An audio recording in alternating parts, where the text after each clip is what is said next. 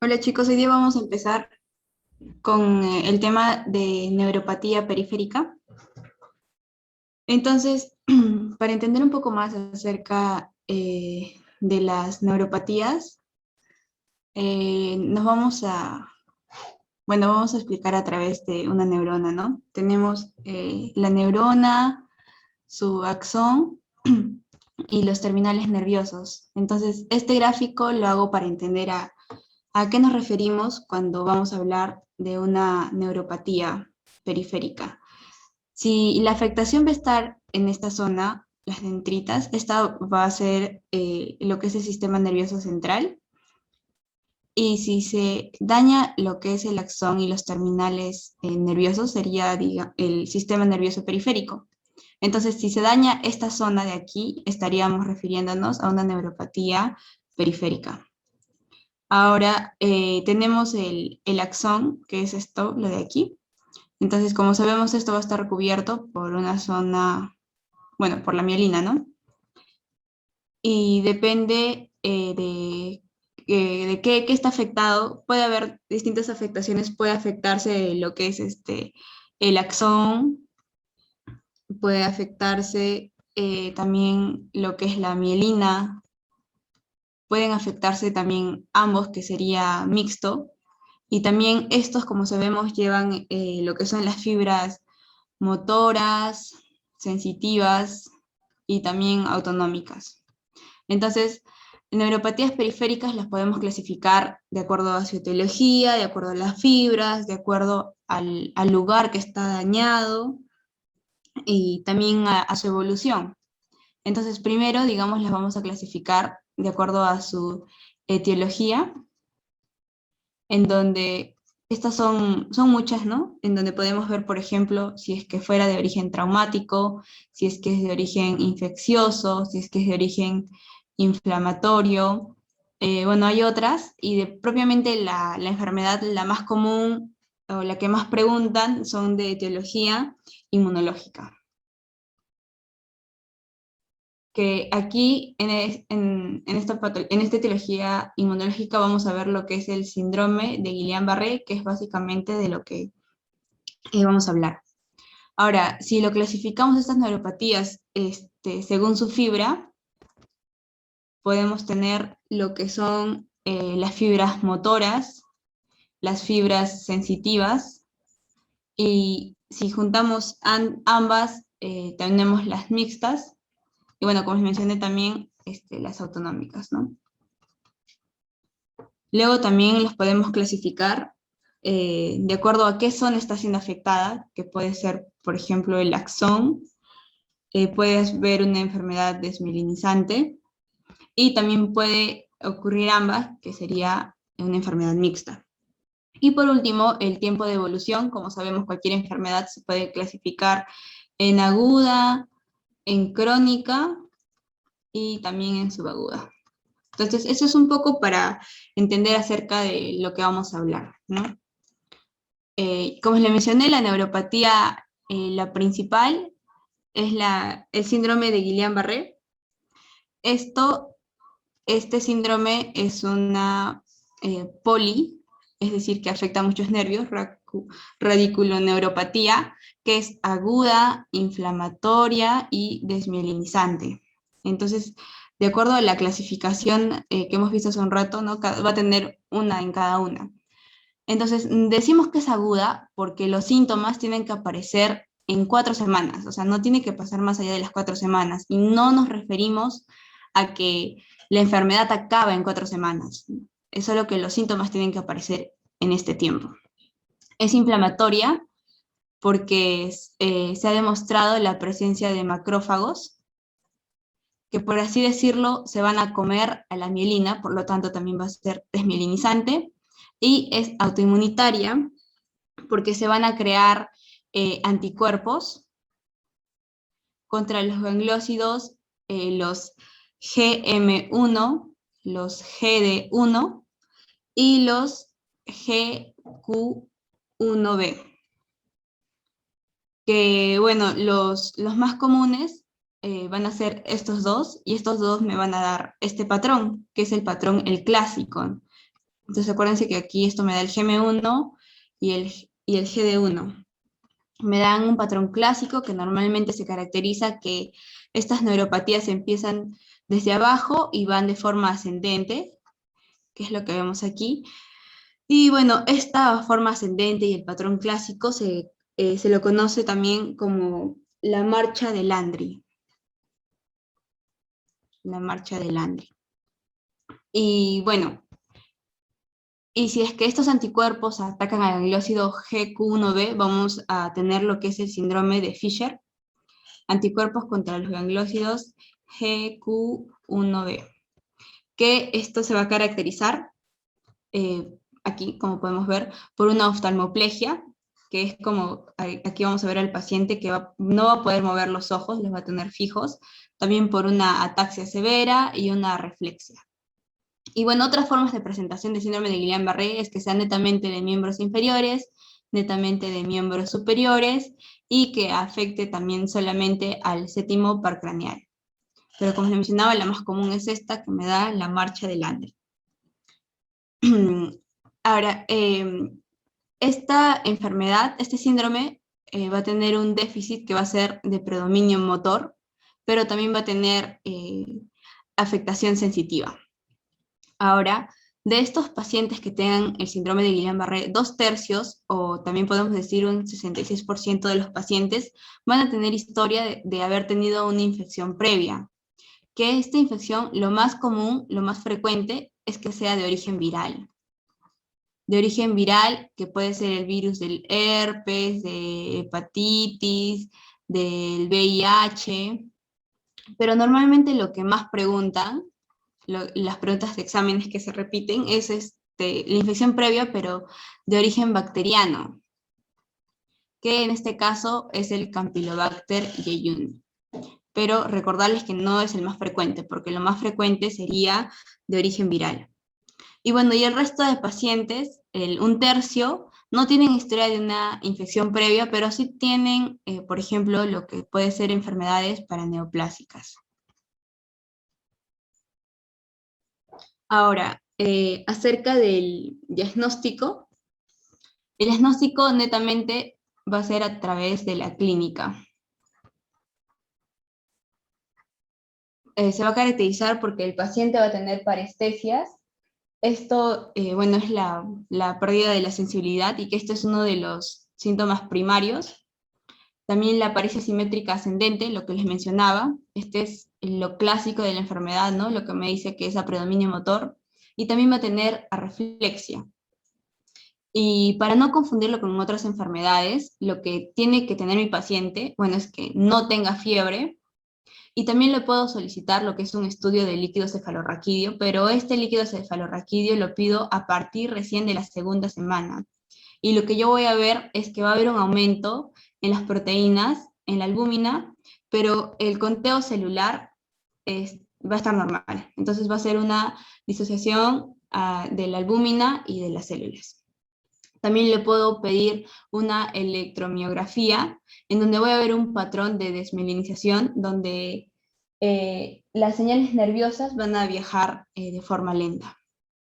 Ahora, el tratamiento del síndrome de Guillain-Barré se da con inmunoglobulinas. Este es mi tratamiento de primera línea. Y mi tratamiento de segunda línea va a ser la plasmaféresis.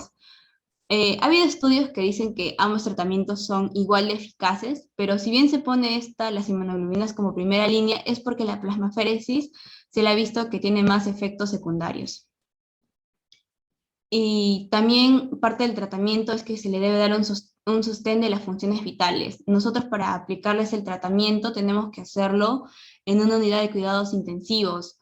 ¿Por qué? Porque como mi paciente va a tener arreflexia, paresia simétrica ascendente, entonces mi paciente es muy probable que me dé una parada respiratoria. Por eso es importante darle tratamiento en UCI y estar controlándole sus funciones vitales. Ahora, de acuerdo ya a los porcentajes de recuperación, si el paciente queda con alguna secuela, qué mortalidad y cuánta recurrencia hay, es que hasta un 85% de los pacientes se van a recuperar. Los que van a tener secuelas son un 10% de los pacientes. La mortalidad alcanza un 5%, y la recurrencia, que los pacientes vuelvan a tener cuadros, va hasta en un 10%.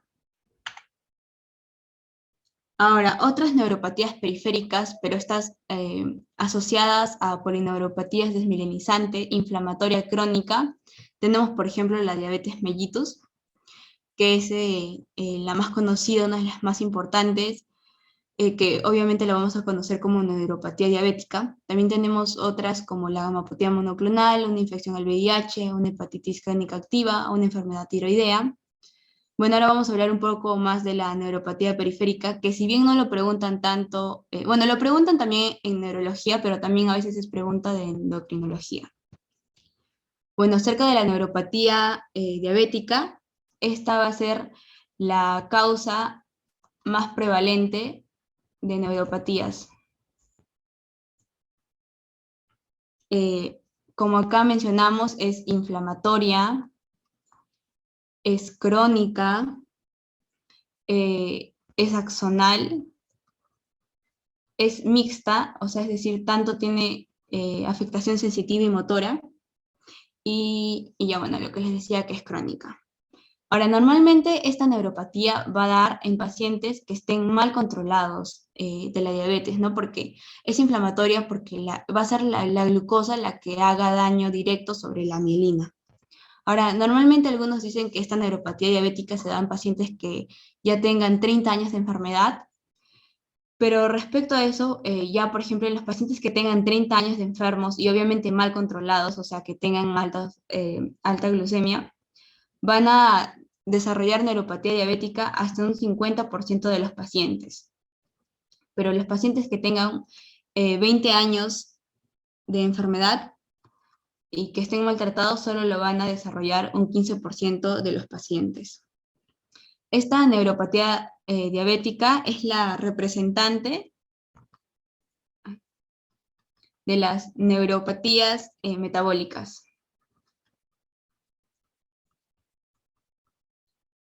Y esta neuropatía diabética lo que va a afectar son los nervios largos y grandes, y por lo tanto va a afectar esto, lo que son las piernas y las manos, y esto se va a conocer como un patrón guante, porque afecta las manos, calcetín.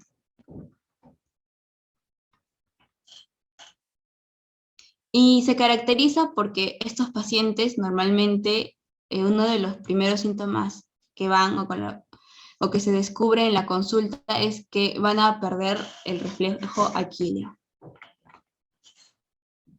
Eso sería todo acerca de la neuropatía periférica. Ahora vamos a hablar acerca de las enfermedades por alteración de la mielina. De estas enfermedades en realidad no se conoce mucho, todavía sigue en estudio cuál es en sí su etiología, los factores de riesgo, hasta el tratamiento aún está en estudio, pero ya hay algunos resultados. Entonces, cuando se habla de enfermedades por alteración de la mielina, normalmente estas enfermedades van a afectar lo que es el encéfalo y también la médula espinal. Y como representante y de la que vamos a hablar es la esclerosis múltiple, que esta es una enfermedad desmielinizante, que es crónica, es autoinmune y es inflamatoria. Como les mencioné, no tiene en sí una etiología, pero lo que sí tiene son factores de riesgo que, como podemos ver en el cuadro, van desde el útero hasta la adultez. Entonces tenemos factores de riesgo como por ejemplo que hay una historia familiar, está asociado al sexo femenino, a los que hayan nacido y los que residen en regiones de altura, de alta latitud, y también se ha visto hasta digamos, en periodos, ¿no? Está relacionado a los nacidos en el mes de mayo. Entonces, un clásico también paciente de esclerosis múltiple es que sean pacientes caucásicos con poca exposición al sol. Entonces, estos son los factores de riesgo que se ven más o menos en el útero y en la infancia. Luego, en la adolescencia son la exposición al virus de Epstein-Barr, el fumar y la deficiencia de vitamina D. Y en la adultez también factores de riesgo como la exposición al virus de Epstein-Barr y otra vez el fumar. Pero en realidad, ninguno de ellos, ninguno de estos factores de riesgo es que valga más que otro. Cualquiera, la interacción entre estos, cualquiera vale lo mismo. Ahora, el cuadro clínico, lo más frecuente que se va a encontrar es una alteración de la sensibilidad. Esta alteración de la sensibilidad se da mayormente a lo que es el nivel del cuello. Esto se da más que todo en el nivel del cuello. Y aquí vamos a ver lo que es el signo de Lermite, que como acá les puse compromiso cervical, y esto trata de que cuando el paciente lleve su cabeza hacia adelante, él va a sentir como una descarga eléctrica. Ay, lo siento. Luego también, aparte de la alteración de la sensibilidad, otra cosa que puede presentar es una lesión a nivel cervical, que esta lesión a nivel cervical se puede, bueno, se relaciona o se manifiesta como una oftalmoplegia internuclear, que se observa como una diplopía, y esto normalmente es un signo patognomónico, y esto yo lo voy a ver en pacientes jóvenes, y normalmente la afectación va a ser bilateral. Otro, otro síntoma que también van a presentar es una alteración del nervio óptico, que se va a manifestar como una neuritis óptica. Entonces, lo que el paciente va a referir es un dolor ocular al movimiento, también visión borrosa, amaurosis, escotoma secocentral, que esta alteración del nervio óptico es uno de los síntomas iniciales. O sea, con eso mi paciente es que va a ir a consulta. Y bueno, también en sí la esclerosis múltiple puede tener otros síntomas como síntomas motores, mielitis transversa, triada de Charcot, crisis convulsivas, pero estos síntomas se dan en mucho menor porcentaje, en aproximadamente 2%. Entonces el cuadro clínico característico es que yo encuentre esto, alteración de la sensibilidad, una lesión cervical y alteración del nervio óptico. Entonces si yo encuentro estos síntomas en mi paciente, me sugiere, puedo pensar que mi paciente tenga esclerosis múltiple, ¿no? Aparte de los factores de riesgo que ya les he mencionado. Entonces, las formas clínicas, vamos a tener 4, que son la remitente, recurrente, luego tenemos la secundaria progresiva, la primaria progresiva, y por último, la progresiva recurrente. Entonces, la primera que puse, la remitente recurrente, es la principal, la más importante, y es la más importante porque esto se va a dar en un 85% de los pacientes. Y es remitente recurrente, ¿por qué? Porque los síntomas que les he mencionado, los pacientes van a tener, digamos, los síntomas, luego estos van a remitir y el paciente va a estar algunos meses o días sin estos síntomas, y luego otra vez tiene otro periodo y luego otra vez remiten y el paciente piensa que ya no tiene la enfermedad, y luego otra vez, y así sucesivamente. Y esto también se caracteriza porque cuando yo le doy tratamiento, el paciente va a responder de manera favorable. O sea, el tratamiento me va a dar un buen pronóstico. Ahora, la secundariamente progresiva, esta es que del 85% de los pacientes que tenían una remitente recurrente, un 50% de estos van a pasar a una secundaria progresiva. De la primariamente progresiva va a ser un 10% de los pacientes la van a tener, y esta va a tener un mal pronóstico porque mi tratamiento no le va a ayudar. y una progresiva recurrente se va a dar en un 5% de los pacientes. Ahora, respecto al diagnóstico de la esclerosis múltiple, tengo un examen, mi examen Gold Standard, que va a ser la resonancia magnética nuclear. Esta normalmente voy a observar las lesiones en T2 y lo que yo voy a ver son lesiones desmielinizantes, obviamente. ¿En qué zonas? Las voy a ver en las zonas periventriculares. También las voy a ver en las yuxtacorticales. También la voy a ver en lo que es el tronco encefálico y en la zona medular. Ahora, otro examen que también me va a ayudar al diagnóstico es el líquido cefalorraquídeo, que lo que yo voy a observar aquí son bandas oligoclonales.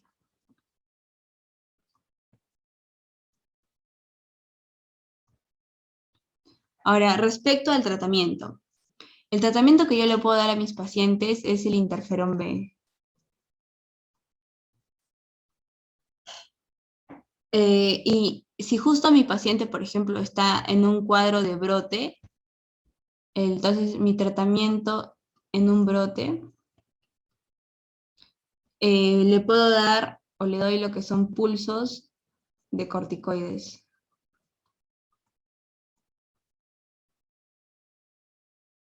Y por último, ¿cuáles serían mis factores de mal pronóstico de la enfermedad? Es decir, por ejemplo, que sea primeramente progresiva, que el tratamiento no lo remita, es que sea de inicio tardío, es decir, que la enfermedad, los síntomas empiecen en pacientes que sean mayores de 50 años. Y también si es que el número de brotes es muy alto en 2 años.